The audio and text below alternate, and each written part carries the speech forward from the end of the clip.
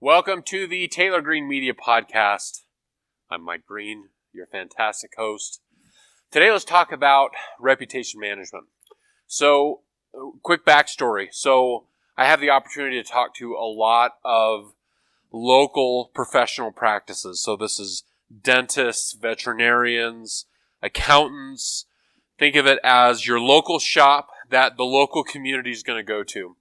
And I do this for professional practices all over the country, but this is also really relevant to basically any type of business that is dependent on their local community and the people visiting their local community to keep them busy. I'm always shocked by how often the reputation management piece is completely ignored, quite frankly. It's not managed, it's not looked at. They don't even really know what I'm talking about. They're just saying, oh yeah, well, we get some people to walk through the door that want to do business with us, but how they found them, where they're at, they have no idea. So the thing about reputation management is if you're not managing the conversation, then somebody else is.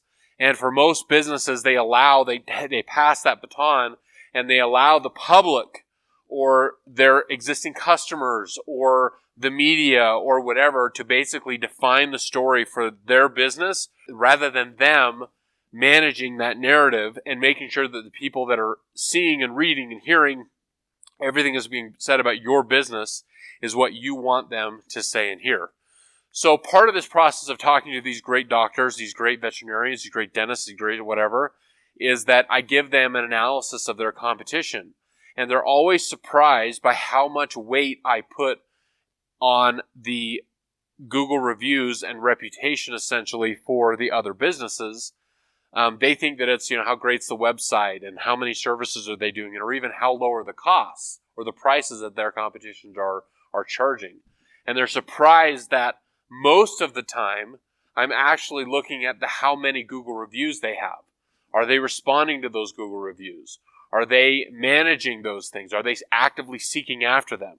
Because I found that whatever company, whatever business has the most Google reviews, and I hate to really boil it down to something that's simple, but the reality is the one that has the most is the one that gets the most phone calls. Think about it. If you go to a new town, you and your spouse, and you're in the mood for Mexican food, what do? Like, what's the first thing you do? Well, you probably jump on your phone and you pull up Google Maps or you Google Mexican food near me or whatever it is that you do. But what you're going to find is likely Google reviews as the number one search. You might find Yelp, you might find a few of these other things, but chances are you are going to base your decision on who's got the most reviews, who has the best reviews. You're probably going to click on it and find out what the other people were eating, what they were enjoying, maybe what they hated, right? But you would never, especially in today's day and age, you would never go through and say, well, this guy's got the least reviews or a whole bunch of really bad ones. Let's try going there.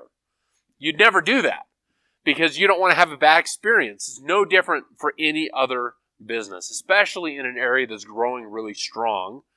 They have got to manage their reputation because you have people that are moving in from out of town that have no allegiance, no loyalty. They don't know who's part of the good old boy crew in your town. They just know who they're going to find for their family to provide services. And so one of the most important things that I can suggest for you to do is to find out how many Google reviews you're having, find out what people are saying about you, and then move to the next step, which is actually managing that reputation, managing that narrative, managing the things that are being said about you and your business. So here's a couple of quick things that you can do to manage that narrative. So the first thing you can do is making sure that you respond to every review that is being left for your business. Even if it's a bad one, even if it's from a customer that is not being fair, is maybe being dishonest about the service that they got from your business, even in that situation, you want to, with a very rational mind, you don't want to be argumentative, but you want to make sure that you're responding to every one of those reviews. What's happening now is you have a lot of companies out there that will basically take a fee and they will go write fake reviews for your company. And quite frankly, sometimes they'll write bad reviews. If you pay them, then they're going to want to wipe their competition out. Super unethical. Hopefully that won't be the case for a long time, but right now there are companies that do that. And so you want to make sure that you're very proactive and you're pointing out that, hey, thanks for the review. hey, gosh, we don't see you as a customer or a patient, and we haven't ever seen you ever before. Please give us a call or come on in and we can discuss the issue. Most rational people will see that and say, okay, this is a company, a business who's taking an active role in their reputation. So that's the number one thing, is to make sure that you are responding to every Google review. Number two is to actively seek after those reviews.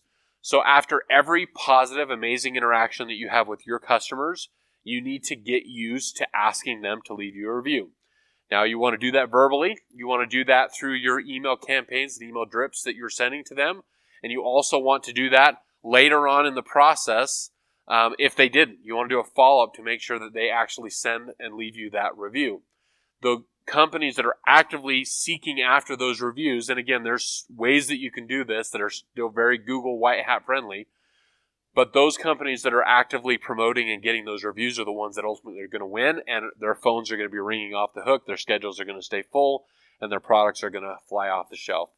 The third thing is to be active in your community, making sure that you're consistent with your brand in every interaction. So if you're in networking groups, you make sure that that message that is being put out to the community is the same message that's on your website, same message that's in your social media feeds, same message that you're telling your neighbors, same message that you tell people when they ask you at church. It's basically your elevator pitch, right? You want to make sure that you have consistency and cohesion across the board on everything that you're saying. You'll find that if you do those three things, number one, respond to reviews.